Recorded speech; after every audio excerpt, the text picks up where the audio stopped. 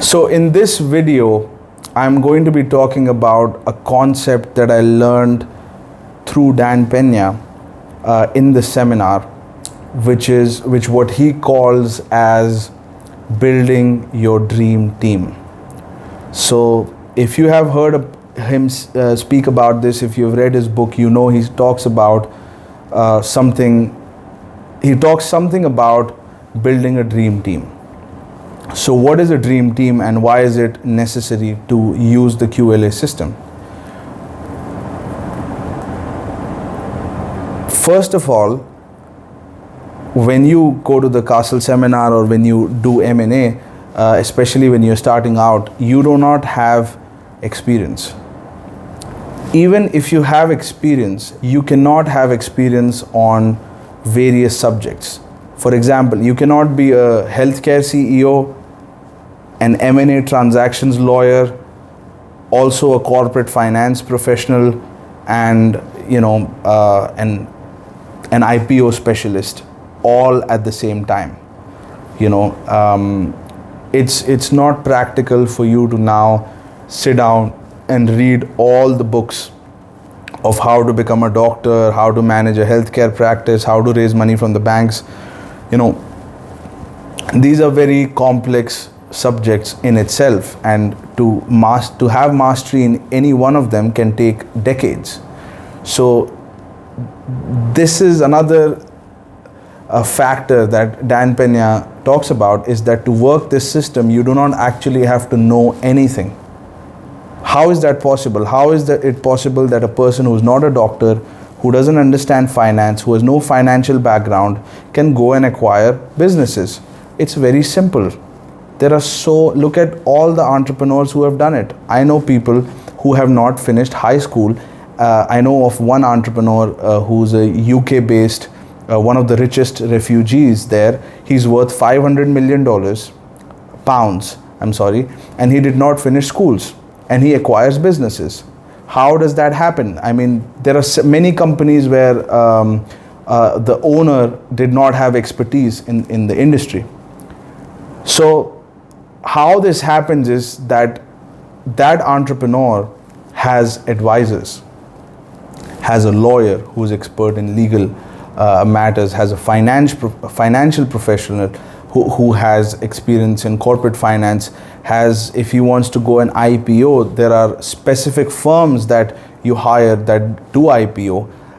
There are certain professionals who are very experienced in fundraising, and you hire them. So the point I'm making is that this is the function that the dream team fulfills, and you are an individual that will manage this process. You're the managing director. You're the one who will bring on each board member, each member in your team who has 25-30 years of experience. You will have one person from finance, one person from legal who has done billions of dollars in deals. You will have one healthcare ex-CEO, and you will have these people on your team to guide you, to guide the venture, to guide the deal making process, to find the businesses, to analyze risk, to protect you from a lot of trouble. You're entering into an extremely regulated space. You're raising money from other people. This is a highly regulated space. You need people and advisors to guide you through all of that. There is a saying that M&A is like walking on the landmine. Any business you acquire can blow up. So you want people on your team who will protect you from those scenarios, who will remove the risk. You will put proper clauses in place in the agreements that will help this not to happen. And I have a dream team now, and I felt insecure because I didn't have healthcare or financial expertise, but I see them, a 30-year experience senior executive doesn't have any problem admitting, let's say a healthcare expert doesn't have any problem admitting, hey, I do not understand about finance. I think the finance director should speak about finance. Or I do not understand about law.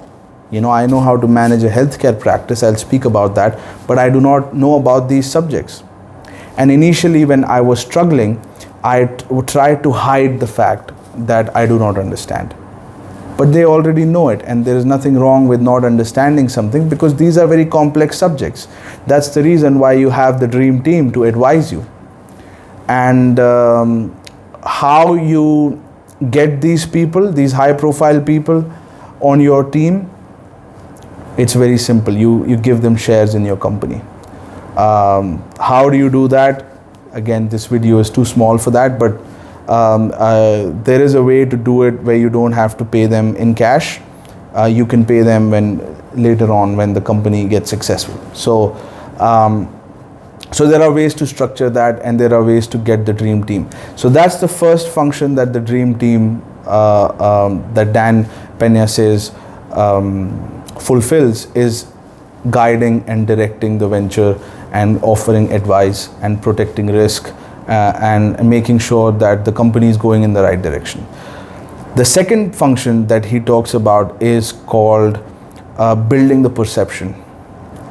When you go and approach multi-million-dollar businesses, when you go and raise money from the banks and you're asking for millions of dollars, and you are an inexperienced guy who doesn't understand anything, and you go by yourself, chances are you'll not get the money. But when you go with these high profile executives and their names on your company, and you have fulfilled each expertise that's required to fulfill this venture, the banker will see and say that these people are serious. These people mean business. These people have all the expertise covered from the top professionals. And we want to, if there are 100 proposals and none of them have a dream team, and you are the one who has the dream team and all the professionals lined up, guess who's going to get the money? You're going to get the money, and you're going to buy the business. And once you buy the business, you can buy second, third, fourth, fifth, and sixth businesses. So that's the purpose of the dream team, to fulfill the function, various technical functions that are involved in the venture, and to create the image, the perception, the credibility, the authority in your venture. So that's extremely important.